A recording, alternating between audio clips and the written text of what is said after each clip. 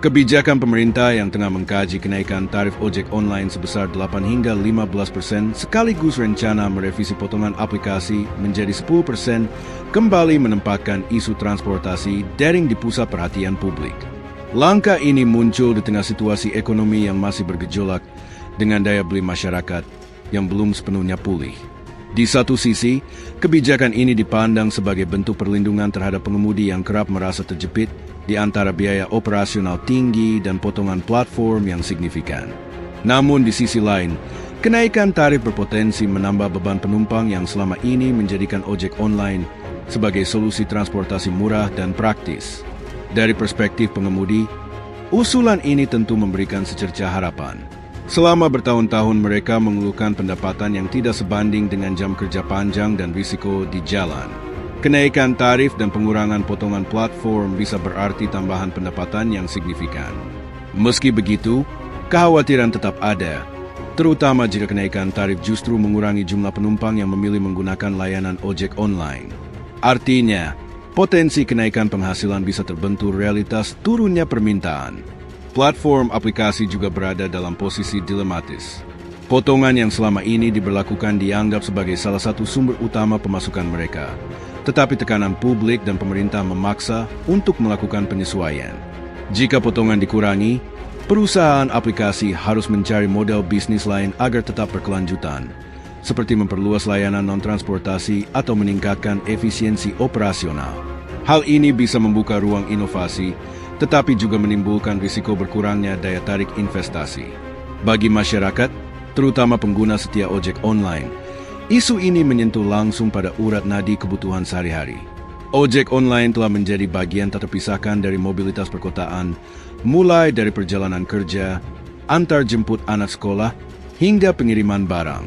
Kenaikan tarif sekecil apapun dapat mengubah pola konsumsi, memaksa sebagian pengguna beralih ke transportasi umum tradisional atau mencari alternatif lain yang lebih murah. Daya beli masyarakat, yang saat ini masih rentan terhadap gejolak harga, menjadi faktor penentu keberhasilan atau kegagalan kebijakan ini. Dari sisi pemerintah, keputusan ini bukan sekadar soal angka tarif, melainkan tentang bagaimana menjaga keseimbangan antara kepentingan pengemudi, perusahaan aplikasi, dan masyarakat luas. Pemerintah dituntut memastikan bahwa kebijakan yang diambil tidak hanya menguntungkan salah satu pihak, tetapi mampu menciptakan ekosistem transportasi daring yang sehat dan berkelanjutan. Pengawasan terhadap implementasi kebijakan ini akan menjadi krusial, terutama agar tidak ada celah yang dimanfaatkan oleh pihak-pihak tertentu untuk merugikan pengemudi maupun konsumen. Selain itu, konteks makroekonomi juga harus diperhitungkan. Inflasi, kenaikan harga kebutuhan pokok, hingga melemahnya daya beli akan mempengaruhi bagaimana kebijakan ini diterima. Jika tarif naik tanpa diimbangi dengan peningkatan kualitas layanan, publik bisa merespons dengan resistensi yang kuat. Pada titik ini, pemerintah dan perusahaan aplikasi harus memastikan adanya transparansi serta komunikasi yang baik agar masyarakat memahami alasan dan manfaat di balik kebijakan tersebut. Tidak kalah penting adalah aspek keadilan sosial. Ojek online pada dasarnya telah menjadi penyelamat bagi jutaan orang yang kehilangan pekerjaan formal dan beralih ke sektor informal. Jika pendapatan mereka tidak ditingkatkan secara adil, risiko ketidakpuasan sosial bisa meningkat. Kenaikan tarif dan revisi potongan harus dipandang bukan sebagai hadiah, tetapi sebagai upaya struktural untuk menyeimbangkan hak pekerja informal dengan kebutuhan masyarakat. Dampak jangka panjang dari kebijakan ini juga harus dikaji secara matang.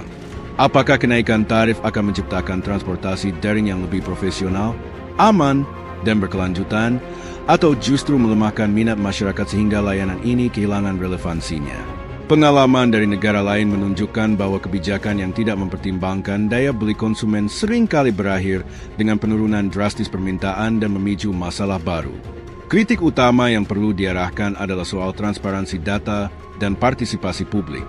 Hingga kini, kajian mengenai besaran kenaikan tarif dan potongan aplikasi seringkali terasa elitis dan tertutup. Padahal, pengguna dan pengemudi adalah dua elemen yang paling terdampak dan seharusnya dilibatkan dalam proses pengambilan keputusan. Tanpa partisipasi, kebijakan ini bisa dipandang hanya sebagai kompromi politik dan ekonomi yang jauh dari realitas lapangan. Pada akhirnya, pemerintah dihadapkan pada pilihan sulit. melindungi kesejahteraan pengemudi tanpa membebani konsumen, sekaligus menjaga keberlanjutan platform. Editorial ini menegaskan bahwa solusi parsial tidak cukup. Yang dibutuhkan adalah kebijakan komprehensif yang mengedepankan transparansi, partisipasi publik, dan keadilan sosial. Hanya dengan cara itu, transportasi daring bisa terus berkembang menjadi tulang punggung mobilitas modern tanpa meninggalkan beban sosial dan ekonomi yang berlebihan.